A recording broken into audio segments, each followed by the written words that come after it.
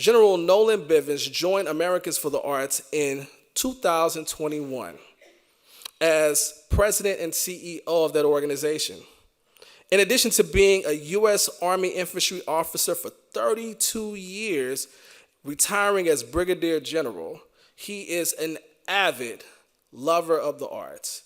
Couldn't be more passionate about being an advocate for better funding, better support of our arts organizations on a national platform.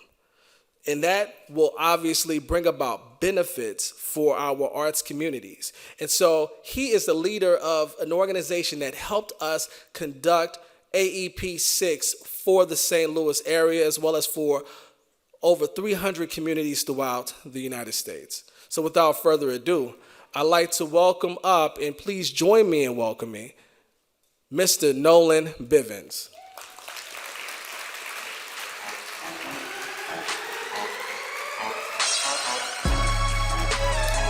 Wow, welcome. Thank you so very much for this opportunity. I'm very humbled, even though I'm standing. I am very humbled by this opportunity.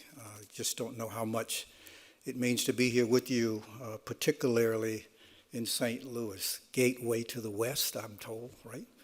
I feel like I'm standing on that point of go left, go right, which one?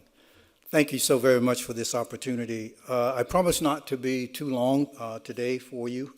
But I do want to open up by simply saying, with my deepest and greatest amount of gratitude to St. Louis for allowing this moment to happen. St. Louis was with us in the very beginning of our work in this particular study. You're a founder. You truly do represent, I think, what oftentimes is represented in your motto, I believe, justifiably proud. You should be. Because it doesn't take a rocket scientist to realize that to stay on the course for 30 years in a work like this is not an easy fate. In some worlds, that's a lot of time to dedicate to your community and knowing what is happening in your community from an art scene perspective, and then using that knowledge to invest and reinvest back into it. I think it's a great, you need to give yourselves a hand of applause. Thank you.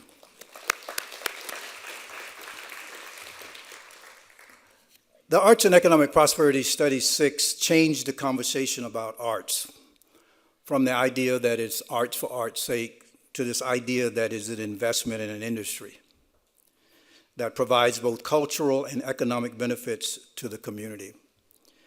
We must always remember the fundamental benefits of the arts. They inspire, they delight us, they help us to heal. A fundamental component of humanity is our creativity. I want you to think about something for a moment. Everything that has ever been created that we know of came from two sources, the earth and someone's creativity. As you think about that and think about the journey that you've taken these 30 years, I'd like you just to really reflect on the fact that you as a community have been doing that creativity, and it's a fundamental part to what we would like to talk to you about today. How can a group of art organizations stimulate the economy may be the question that you would ask, right? Well, this study provides detailed information from across the country, 373 programs, 50 states, populations ranging from 4,000 to 4 million, rural, urban, suburban. But the magnitude of work like this cannot occur alone.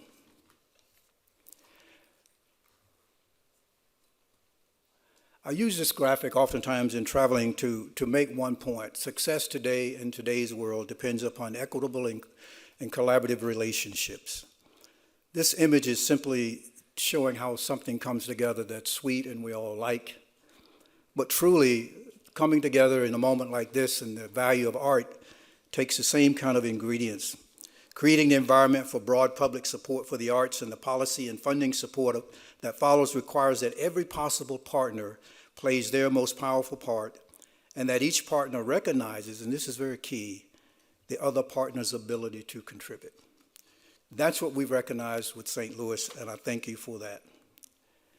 This chart reflects some of our other partners. You don't get to this point alone. I know many may believe that, but that's not the story of life. Success does depend upon equitable and collaborative partnerships, And these organizations range from public and private sector leaders understanding the economic and social benefits of the arts. And that brings to us communities, states, as well as our nation at large. I'm going to talk to you today through 4 primary lenses, because that's the way we try to see the work at Americans for the Arts that we do. We understand that there's 4 powers of the art, and the arts can have impact in 4 general areas: economical, cultural, social, and educational. So when we start looking at things and analyzing the work that we want to do, we try to fit it in those frames. Not that we do everything in all those areas, that's an impossibility. But we need some framing out of which we can do our work and understand what we're looking at. So I'll talk about the economical impact. That's largely what AAP 6, but I would be remiss if I didn't talk about the other 3 areas very briefly as we move towards the end of the presentation. First of all, from an economical perspective, the arts strengthen the economy. The nation's arts and cultural sector, nonprofit, commercial, and education specifically, get this, is a $1.2 trillion industry that supports 4.9 million jobs. Now, back in 2007 and 2008, there was a phrase going around called too big to fail. That's too big to fail. We saw that during COVID in many regards. It owns a larger share of our GDP than the powerhouses such as transportation, construction, and agriculture. Think about that. You never thought that those 3 industries will be passed by the value of the arts and cultural sector. Secondly, arts drives tourism and revenue to local businesses. In a businessman in the house, you understand the value of what a tourist brings into your community.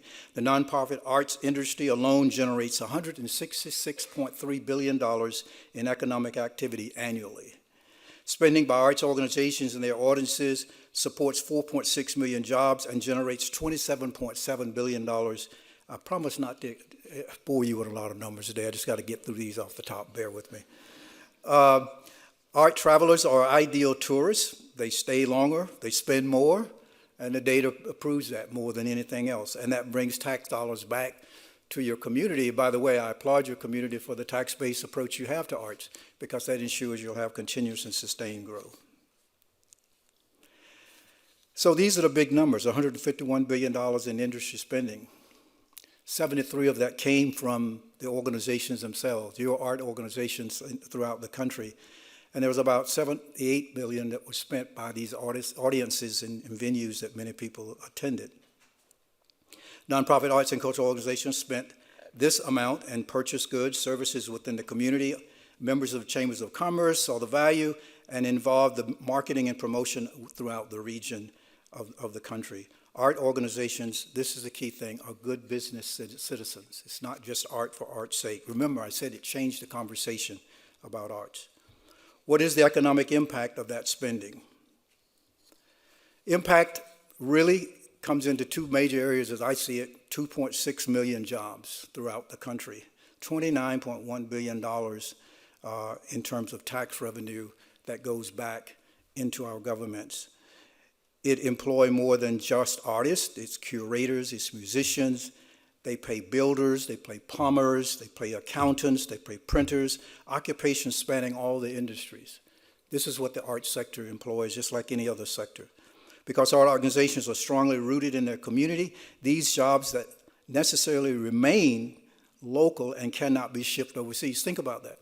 The kind of work that the arts organizations employ, this is not jobs that can go overseas. So it's keeping those jobs in your community. So every investment there turns right back. Art's not, in many ways, you've heard this expression, art is not just food for the soul. It's food on the table as well. Government receives an estimated $29.1 billion in revenue every year, so there is opportunity to invest even more there. This is an outstanding yield, small investment, big return. Art drives tourism and revenue in this chart, trying to reflect some of those areas. Like all industries, spending by the arts organizations has a measurable economic impact. Unlike most industries, the arts generate a bounty event-related spending for local businesses, dollars that land in pockets of local businesses, establishments, such as parking garages, restaurants, retail stores, hotels, and even the local babysitter that you pay to go to that art event. We did 224,000 audience surveys, the largest in our history, And this is what the average spending looked like. Can you still get a room for $5.22? No.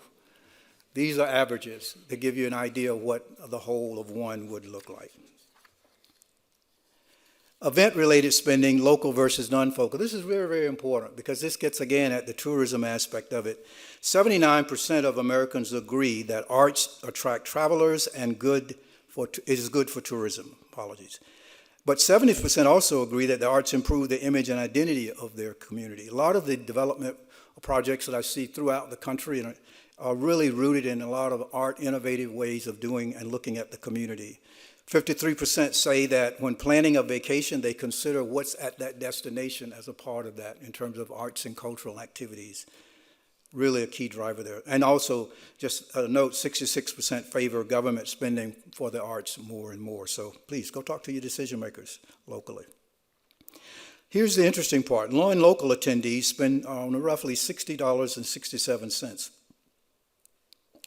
And that's important to note because it's always tend to be a little higher than what the local spending is. In our survey, we asked local attendees about what they would have done if the arts event that they were attending was not taking place. And 51% of them said they would have traveled to a different community to attend a similar arts event.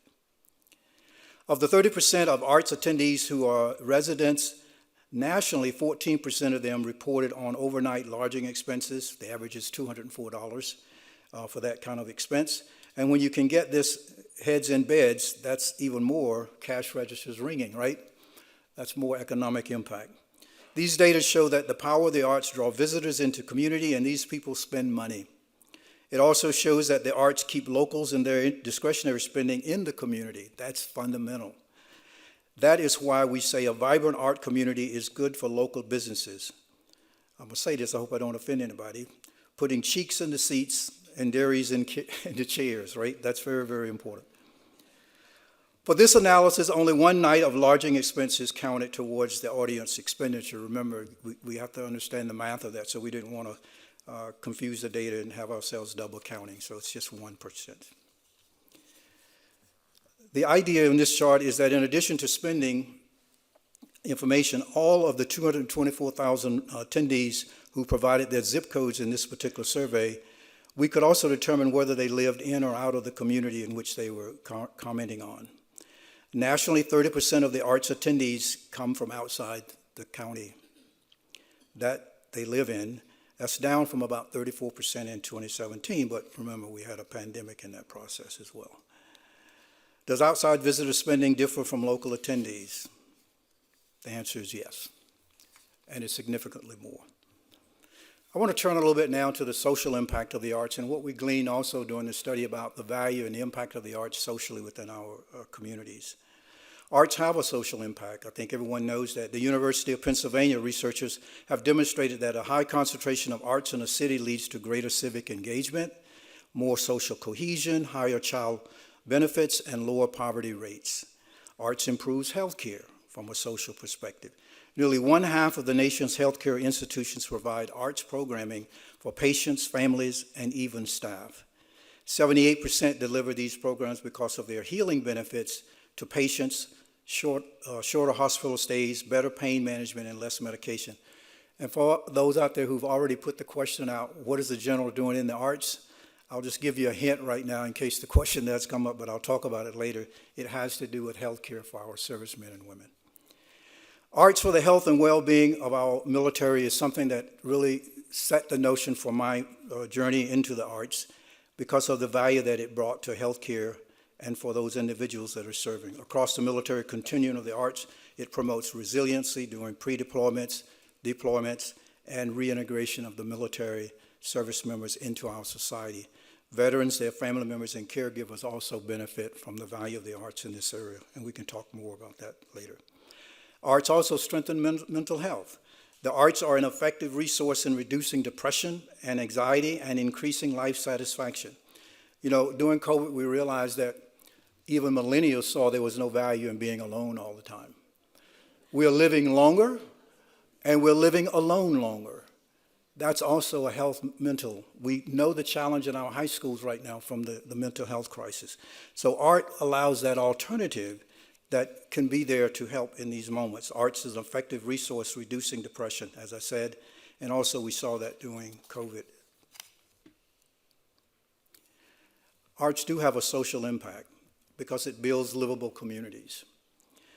Our community leaders are not only ones who appreciate the quality of life and economic value of the arts makes that possible. The American public appreciates this value that the arts bring to their community. While 88% believe that they are important to quality of life, an impressive 79% also believe the arts are important to local businesses and their economy. The American public values this as well. 80% believe that arts are important to the quality of life, and another impressive 79% believe that arts are important to local businesses and their economy. Both figures are larger than the share of the public that actually attends these events. That's interesting. They are not even coming to the events, but they still believe the value of the arts in this particular area. The cultural impact of the arts. It is here that I would like to go back to a comment that I made earlier about the source of all things created, primarily from the earth and also from creativity. It is here that our country's rich and diverse cultures come to play. Celebrating our rich and diverse landscape of cultures and leveraging what each brings to our community life is the ultimate source of creativity. So it's important that we know about each other and we understand each other in these areas. It unifies our communities. 72% of Americans believe the arts unify our communities regardless of your age, race, and ethnicity. 73% agree that the arts help to understand other cultures better. A perspective observed across demographic and economic categories, by the way. Arts also improve individual well-being. I served this country for 32 years for the security of this nation. I would not want to have a secure nation in which my well-being is also at question. So I would like to think that the arts is going to help that other component of what makes it to be great and to live in this country. Secure, but also a sense of well-being. 81% of the population says that arts are a positive experience in this troubled world.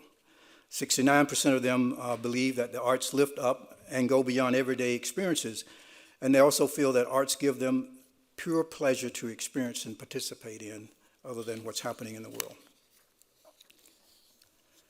How does it unify our communities? These are some of the responses from our attendees. I won't read these to you, but I would just simply say all of these highlighted phrases are sentiments of belonging.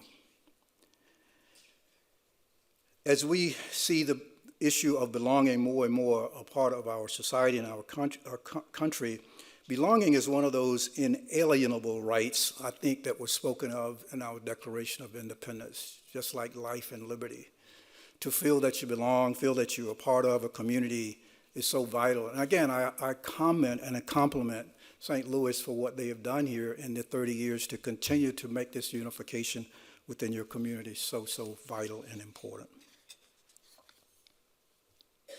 Another way to look at the cultural impact of this work is through the volunteerism that happens within the arts and culture organizations. Again, I will not read the data to you, it's pretty self-explanatory, but the data on volunteerism from the Arts and Economic Prosperity Study demonstrates how the sense of culture through belonging showed up. The number of volunteers exceeds in many cases, and the dollar value, really, you probably can't put a dollar value on it when you really think about it, honestly.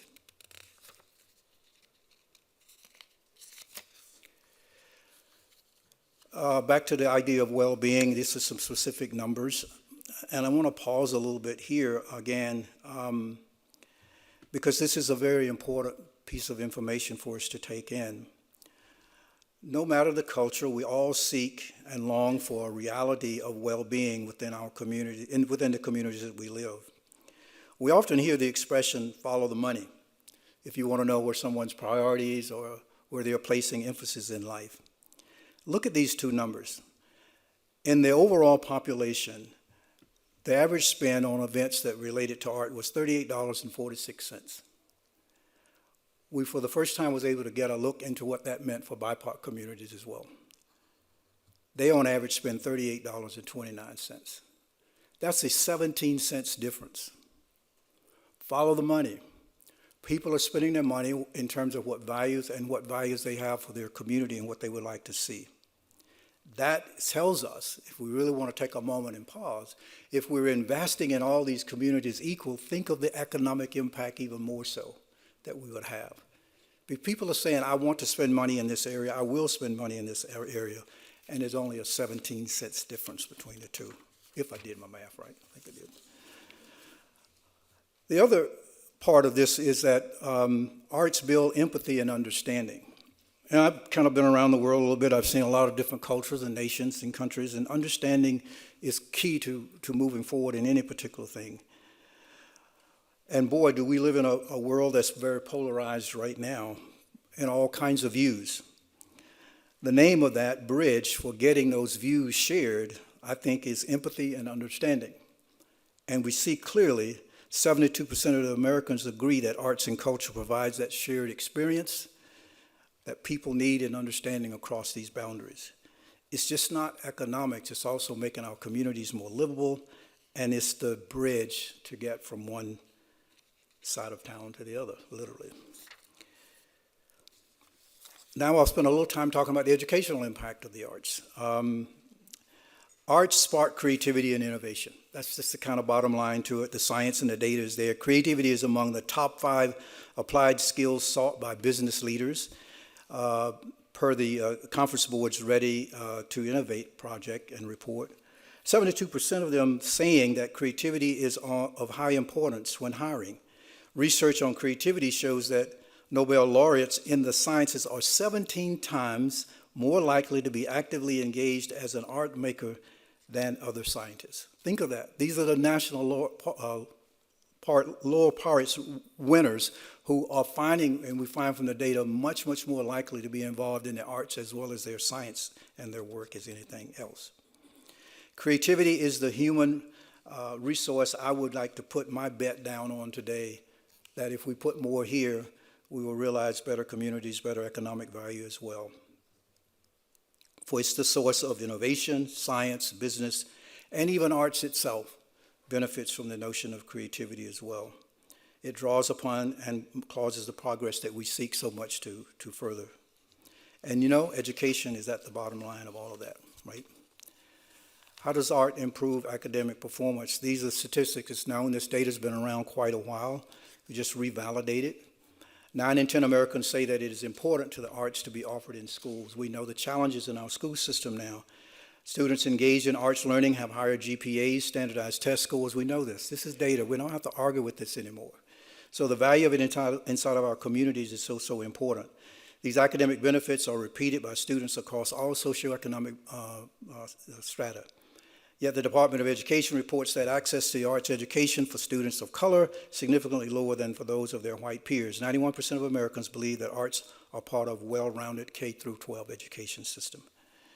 Americans for the Arts conducted a public opinion poll earlier this year where it also asked 3,000 or so respondents, adults 18 years and over. And these findings also not only been publicly shared at this time, so I'm excited to give you a little bit of that as a preview. 9 in 10 Americans say that it is important that the arts be offered in schools. 9 in 10 Americans adults say that the elementary, middle, and high school is where this particular value is seen at as well. This sentiment crosses all the party lines. It crosses all of the constituents, whether it's Republican, Democrats, and independents. Yet only a little over half of Americans surveyed agree that students have enough opportunities to experience the arts in what they do.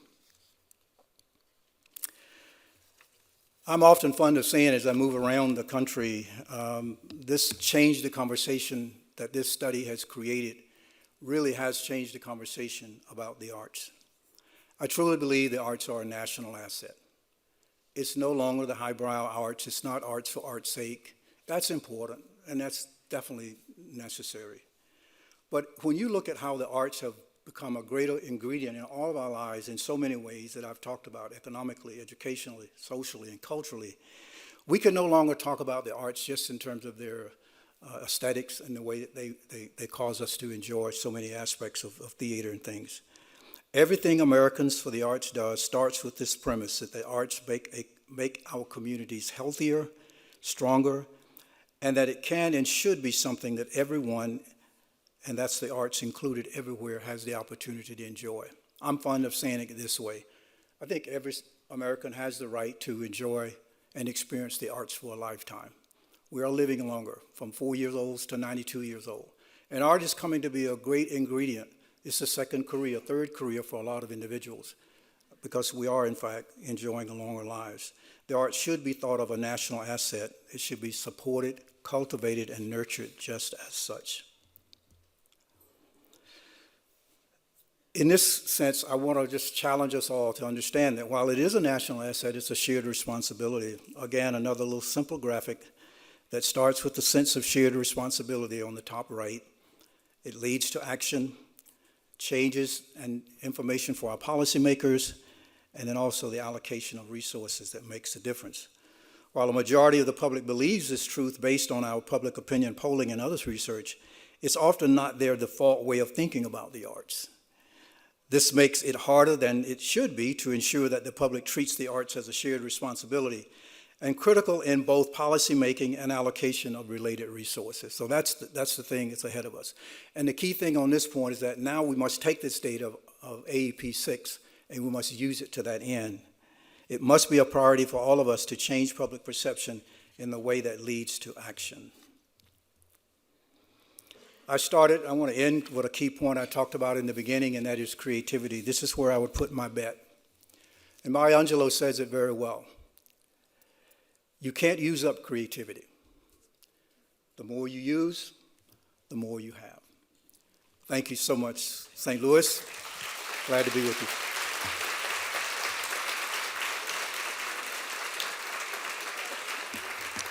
Nolen, thank you so much for your presentation and for your work and being here in St. Louis. And thank you all for submitting your questions and comments. We'll get to as many as we can. Any questions that we don't get to, just a reminder that they'll be answered online through CULTURA Digital, to which you'll all have access. So it looks like the most... Can I get from behind the podium now? What's that? Can I get from behind the podium now? So it looks like the most popular question is, can you share any examples where people or organizations have used this information to advocate for more resources for the arts and culture sector within their communities? Yes, and I'll use your own city as an example. I mean, I think it's to start at home. What we do with this work now that is out, we now move to a stage of working with communities to help them lift up this information. And so I'll go to South Florida, for example, and I can go to many areas of the country. I almost hate naming them because they're going to write me love letters and say, why didn't you mention my city? But we engage with them into their local decision makers. We go into them in budget priming when I'm developing budgets. We also help them understand how the third and fourth order effects of this data impacts the community. So we actually now move into a phase of engaging with the communities to support them. I spend a lot of time on the road in that aspect as well. I do a lot of testimony in front of different state legislatures and audiences to help this data become alive for them.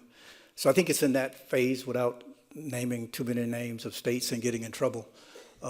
That's the way we move forward. And I would say that the impact that they achieve in that, I will give you one example, particularly in the military aspect of it. You know, about 10 years ago, a little over a decade ago, there was very little spending by a lot of the communities in the veteran population. And through this work and this data, for the first time, the Department of Defense passed in its National Defense Authorization Act. And by the way, if you don't know what that means, don't worry about it. But this is the act that allows all of the funding for all the military service to take place. The services fight to get their information in this document. That's just how critical it is.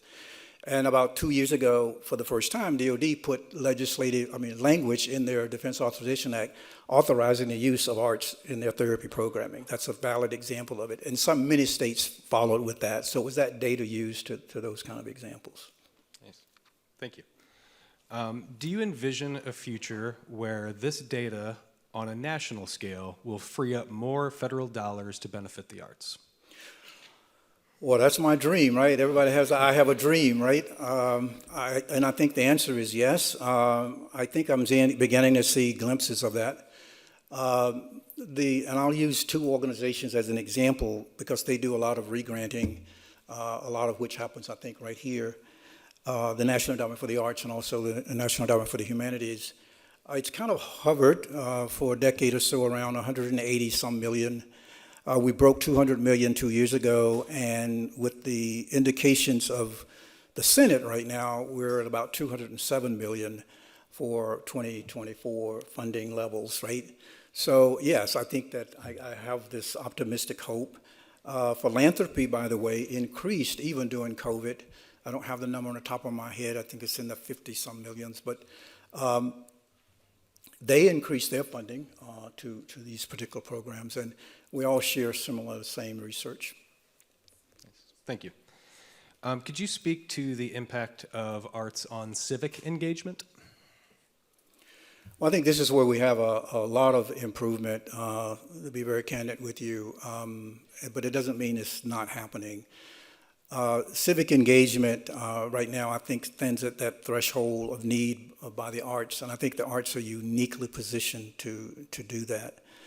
As an organization, we are engaging more in that civic space. We are an arts and cultural organization. We're not a racial justice organization. However, we do believe in all of those principles, and we try to work to get that in all the work that we'll do.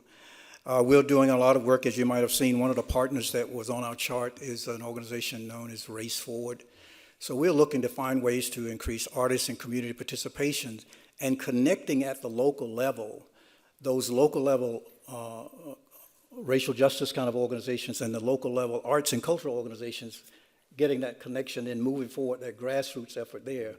And then at the top level, I'm really trying to build out more and more relationships with congressional members that are advancing social justice issues as well, because the artist is present in that as well as our art organizations, just like anything else. So those programs are being emerged. A lot of legislatures have put particular legislation in place now around these particular areas, and as a national service organization, I'm joining in the advocacy for that, because an advocacy for an increase in pay for the average citizen is also advocacy for the increase in pay in artists, right? So it makes sense that we'd be at those conversations as well.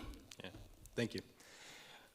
As you identified in your presentation, the economic impact of the arts is huge. How does Americans for the Arts tell those impactful stories at a human level so everyone feels welcome in the sector? That is so important, and I think there's two stories that everybody has in their life. We're all sitting in this room have a democracy story, and we all have an art story. And I think that the way Americans for the Arts is trying to go in this is to be the storyteller for all the communities that we possibly can, which means I need to be a part and understand what communities are doing. I work with major national service organizations that focus on democracy in their work, and we're trying to find a way to not make art an add-on, but ingredient in. You remember the chart I showed you earlier, is how do we make it the salt, the yeast of what we're doing in our communities? Because if it stands alone over there by itself, it tends to get cut off when there's not enough funding, right? And I think that's where we want to try and make sure that we're integrated inside the communities. I shared with the small group last night, when COVID happened, a lot of the funding that came through from the federal government to the states to the counties, is where it kind of really landed, went into the public health domain. It was a great opportunity for arts organizations at the community level that work with therapeutic value of the arts to then go alongside these public health organizations now that had huge tranches of money and say, here's how the arts can help, right? Here's what the arts can do in this particular space. And I think it's the idea now of expanding that money that others have to apply in the arts. I don't believe in the fact that we got to have Hunger Games around the pot of money that we do have. I think we need to expand the pot of money so that we can get more inside of it. Nice, thank you. And the other agencies' parts are available for that, even at the state level, by the way, and city. Thank you. what can be done to support those using the arts as their primary source of income? And I would add another question, just what advice would you have for artists?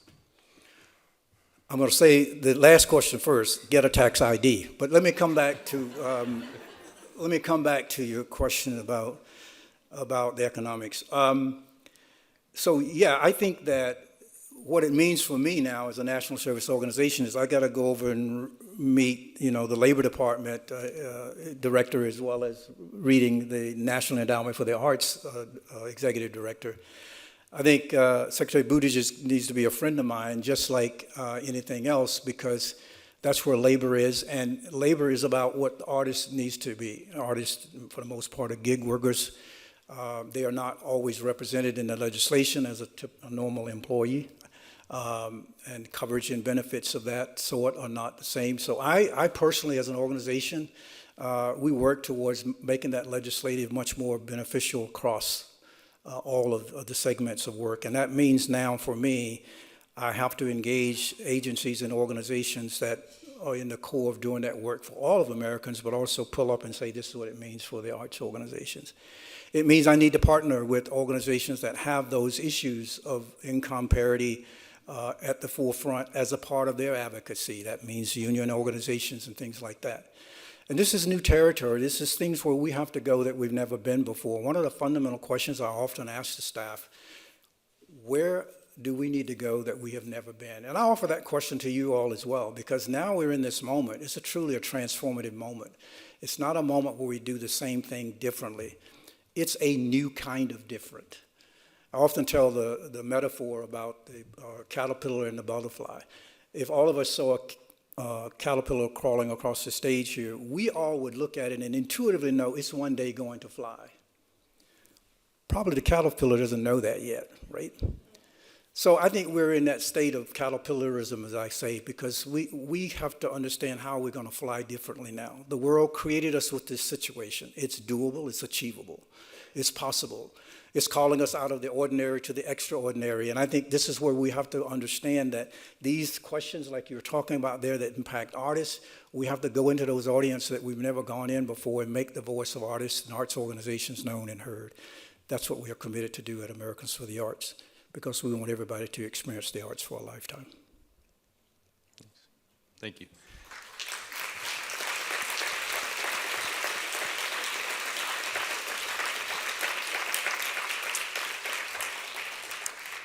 I'm going to try to combine a couple of questions here and hopefully get to the heart of it.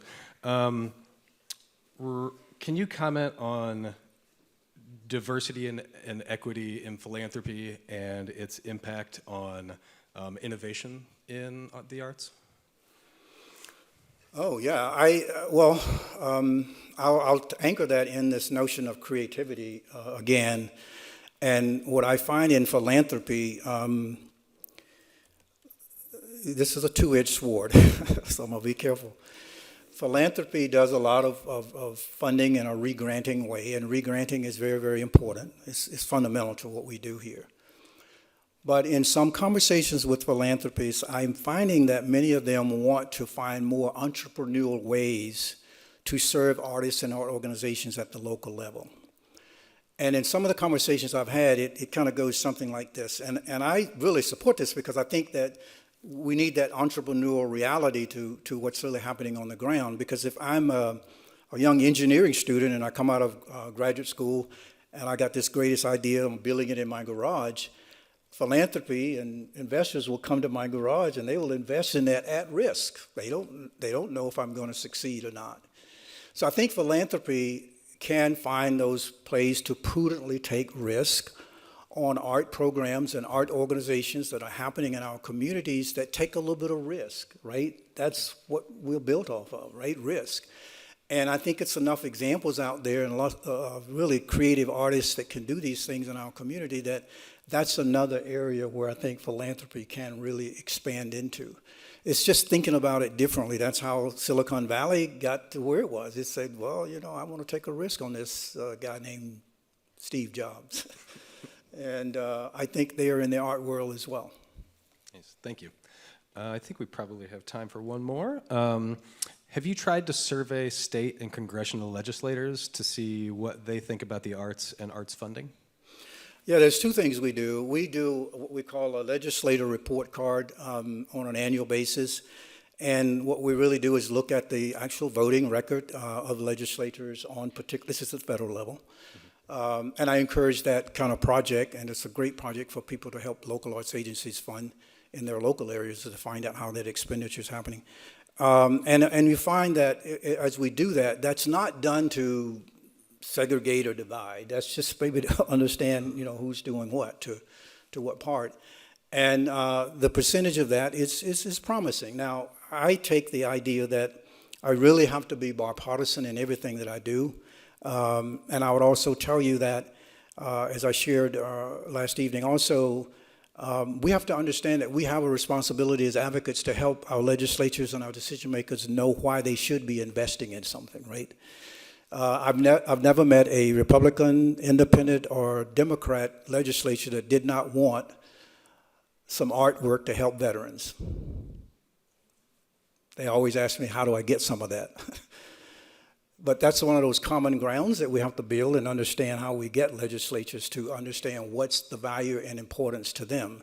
And there's a lot of those out there that I think that can be benefited, and we just need to help them as advocates to understand what that is. And that's what I spend a great deal of time doing as well. Nice. Thank you. Again, Nolen Bivens, everybody.